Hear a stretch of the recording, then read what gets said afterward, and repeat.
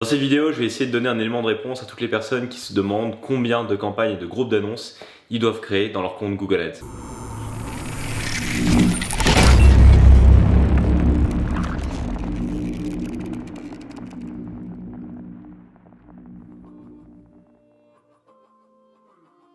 Bonjour à tous, bienvenue sur Webmarket School, la chaîne YouTube dans laquelle je vous apprends à obtenir plus de prospects grâce à Google Ads. Je m'appelle Thomas Mouflard, je suis fondateur de Webmarket School et aujourd'hui je vais tenter de vous aider à répondre à une des questions que je retrouve le plus souvent, donc avec toutes les interactions que je peux avoir avec les différentes entreprises ou entrepreneurs avec qui on travaille sur Webmarket School, qui est combien de campagnes ou de groupes d'annonces je dois créer pour arriver à obtenir les meilleurs résultats sur mes campagnes et mon compte Google Ads. Avant que je réponde à la question, n'oubliez pas de vous abonner à la chaîne de manière à ce que vous puissiez progresser sur votre maîtrise de Google Ads et obtenir plus de prospects.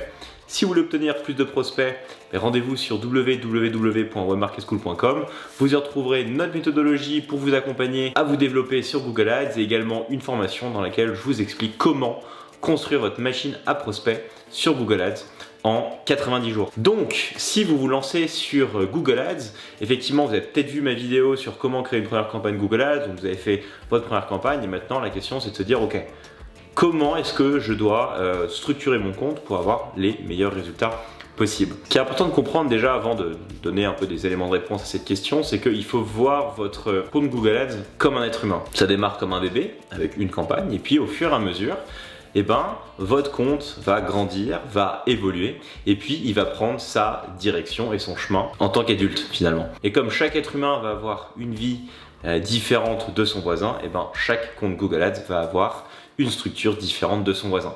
En fait, pourquoi je vous dis ça? C'est simplement que vous compreniez qu'il n'y a pas de réponse magique à la question combien de campagnes je dois créer. En fait, ça dépend de votre marché cible, ça dépend de votre site web, ça dépend de votre budget, ça dépend de tellement de variables que pour trouver ce que j'appelle la structure optimale sur votre compte Google Ads, il va vous falloir tester régulièrement et la structure sur laquelle vous allez arriver à terme, ou en tout cas sur laquelle vous allez commencer à vraiment être profitable, va forcément être différente de celle de vos concurrents ou de d'autres personnes qui pourraient se lancer sur le même marché que vous ou sur d'autres marchés.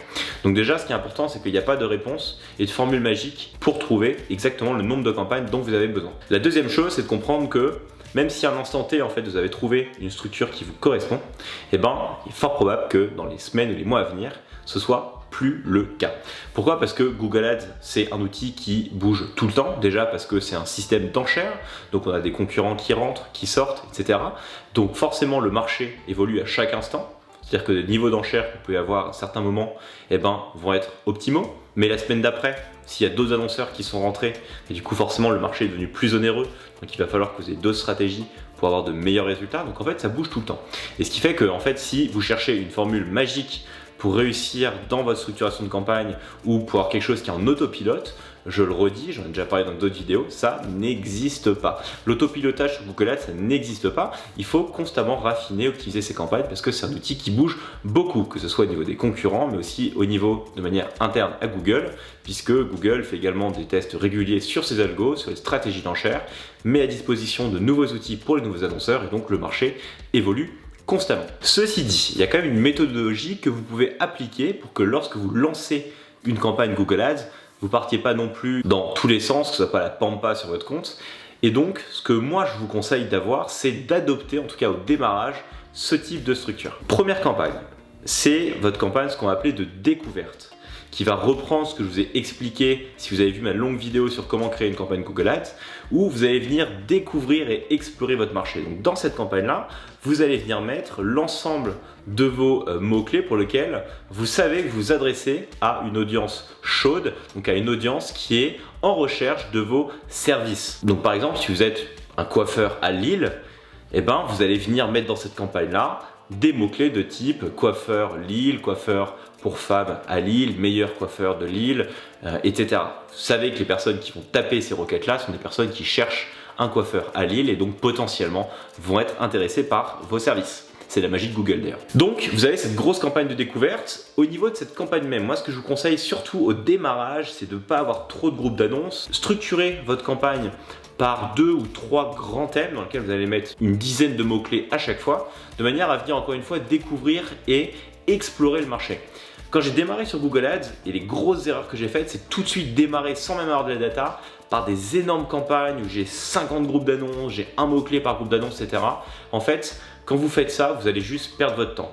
Pourquoi? Parce que déjà, vous allez peut-être vous rendre compte que sur les 50 mots-clés que vous avez achetés, il y en a vraiment 5 qui font des impressions et des clics. Les 45 autres, ils font quasiment que dalle. Et donc du coup, vous avez passé 2 heures à créer votre campagne pour des mots-clés qui n'ont absolument aucune traction sur Google Ads. Donc vous perdez votre temps. Deuxièmement, vous devez adopter des structures qui sont granulaires, non pas par intuition, mais vraiment parce que vous avez observé que c'était des mots-clés ou des groupes d'annonces qui performaient bien et donc vous cherchez à les isoler ou alors avoir des enchères plus agressives. Donc vraiment en fait, l'idée c'est d'avoir une approche centrée sur la donnée, d'être data-driven, d'accord, et de toujours itérer.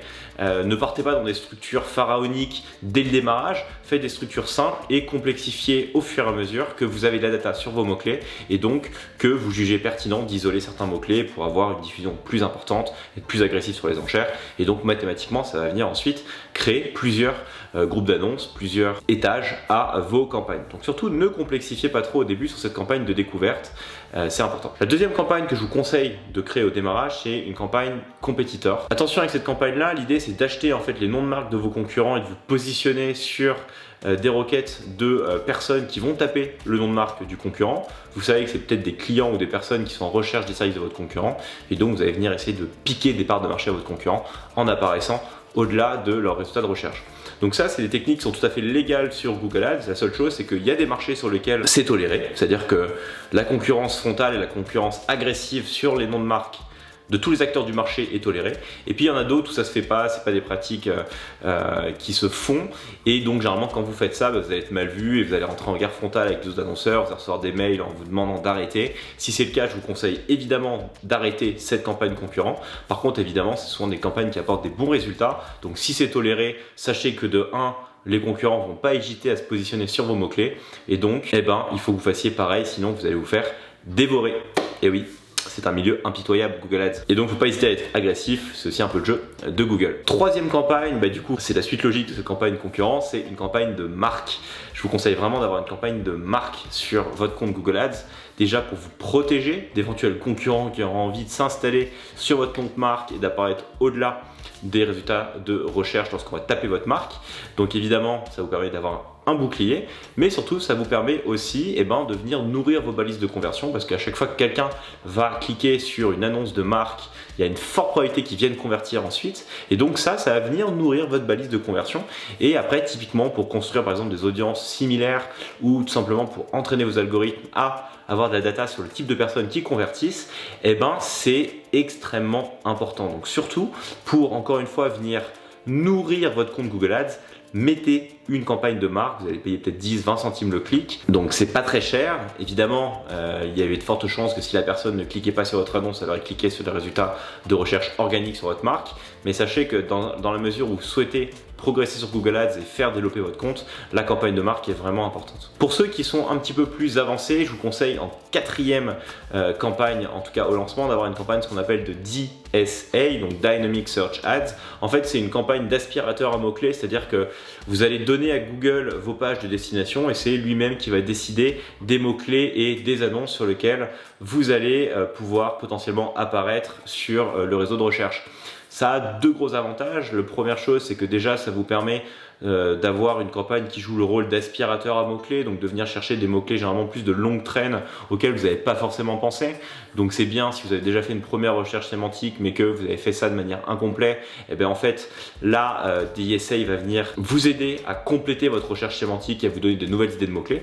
Et la deuxième chose, c'est qu'encore une fois, ça vous permet de gagner du temps et donc ça peut être extrêmement important pour vous dans la mesure où si vous n'avez pas forcément le temps de faire des recherches sémantiques approfondies, vous mettez une DSA et ça vous permet ensuite d'avoir une couverture assez large, de laisser aussi les algorithmes de Google travailler. Évidemment, si vous faites ça, regardez régulièrement les termes de recherche sur lesquels vous apparaissez et vraiment excluez tous les jours les termes de recherche poubelle, sinon évidemment Google va probablement aussi diffuser sur n'importe quoi, vous allez perdre votre argent. Donc à partir du moment où vous commencez à avoir de la donnée, mon meilleur conseil donc c'est de récupérer votre campagne de découverte et de venir sortir les termes de recherche sur lesquels vous avez de la rentabilité et surtout sur lesquels il y a du volume qui est assez important. Et de venir sortir ces mots-clés là et de les mettre dans une deuxième campagne qui est une campagne qu'on appelle dans le jargon Google Ads SKAG, S-K-A-G, Single Keyword Ad Group, dans lequel vous allez mettre en fait votre mot-clé et vous allez lui créer un petit cocon de manière à ce que à chaque fois que quelqu'un tape le mot-clé en question, et ben vous ayez un cocon et un tunnel de conversion tellement bien pensé que vous preniez la majorité des parts de ce marché. Donc théoriquement, c'est avoir une annonce dédiée, une page de destination dédiée et une offre dédiée sur ce mot-clé là. Typiquement, si je reprends l'exemple du coiffeur à Lille, s'il a une offre par exemple pour les femmes qui veulent faire un brushing, il va acheter que ce mot-clé là, il va faire une annonce dédiée qui vante les mérites de ces brushings pour les femmes à Lille et donc du coup il aura évidemment généralement des très bons taux de clics et derrière des très bons taux de conversion. Donc essayez au démarrage de partir avec la première structure que je vous ai donnée, une campagne de découverte, une campagne de marque, une campagne concurrent avec éventuellement une DSA.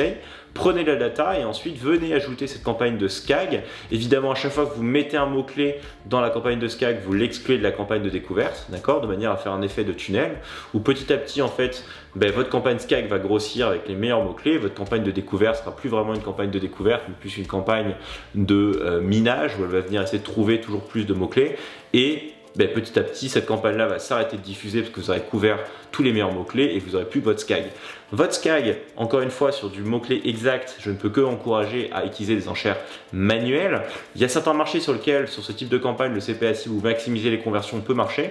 Mais généralement, ça va surtout vous amener à soit être limité en diffusion, payer plus cher le clic et pas avoir un contrôle maximal sur vos performances. Donc, dans ces cas-là, utilisez le CPC manuel. Après, ça, c'est pour la base de la base. Et évidemment, plus vous allez faire tourner vos campagnes, plus vous allez avoir de la data, plus vous allez avoir des idées pour venir optimiser votre compte, faire des campagnes display, des campagnes YouTube, des campagnes Discover et à la fin ça va être un compte qui sera unique parce que encore une fois je le répète, ne cherchez pas une formule magique sur Google Ads, ça n'existe pas. Il faut que vous testiez, que vous itérez jusqu'à trouver des structures qui vous apportent du business et c'est exactement ce qu'on fait évidemment chez Web Market School quand on accompagne des clients et des entreprises à développer sur Google Ads.